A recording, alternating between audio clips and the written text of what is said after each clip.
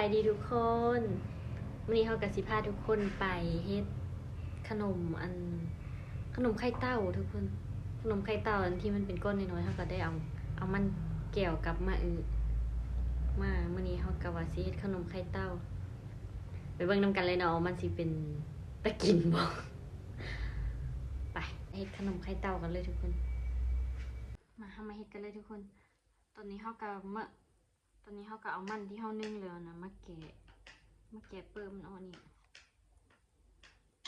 มาแกะเปิ่มมันออก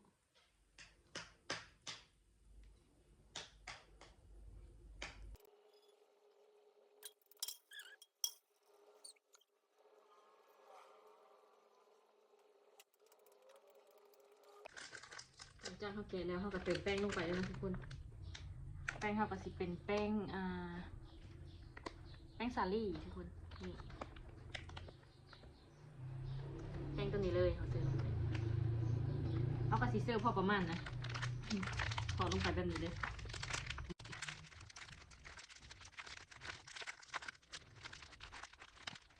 หลังจากเสื้อแป้งไปแล้วเขาก็เติมน้ำตาลด้วยนะทุกคนส่วนผสมเขาก็มีแต่ซ้ำนี้แหละมีมันมีแป้งแล้วก็มีน้ำตาลพอหลังจากผสมเข้ากันแล้วเขาก็คนเลยนะทุกคนหลังจากเขาปั้นแล้วก็สิประมาณนี้นะทุกคนวันนี้เขาก็สิไปปั้นเป็นก้อนกันเลยก่อนสิปั้นสิ่งที่ขาดไม่ได้ก็คือน้ำมันนะทุกคนถ้ามีเสื้อน้ำมันในมือเขาก็สิติดกับอันนี้แล้วมันก็สิปั้นยากนะขั้นว่าเสื้อน้ำมันนี่ขั้นว่าเสื้อน้ำมันในมือเขาก็สิปั้นสบายนี่ยืดแบบนี้เลยเนี่ยปั้นได้เลยง่ายๆเลยทุกคน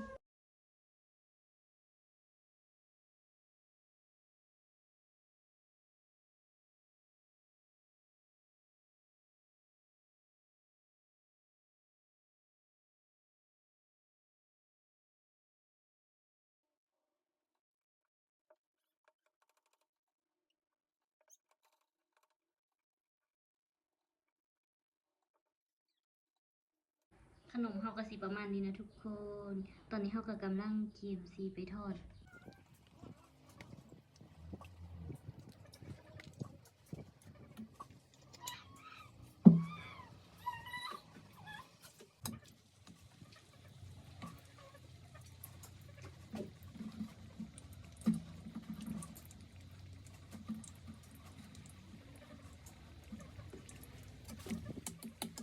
ติดกันแล้วบัดนี้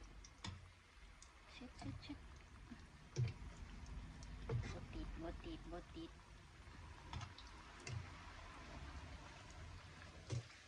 วิธีทอดนี่แม่นเฮาก็ต้องได้ใส่ไ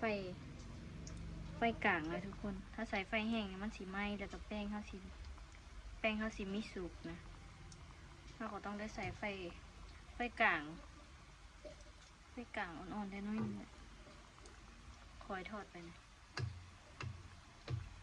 เฮ็ดให้แบบมันกรอบนอกนุ่มในเหนียวมันไหม้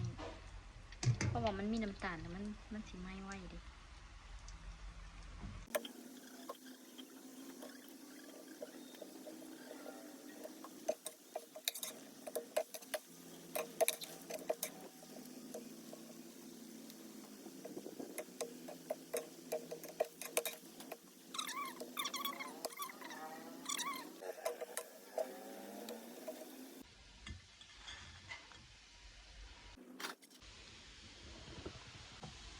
เบื้องข้างในทุกคน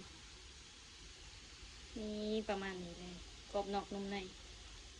นุ่มๆแซ่บๆสำหรับคลิปนี้ก็มีแต่ซ้ำนี้ไว้เจอกันคลิปหน้าบ๊ายบาย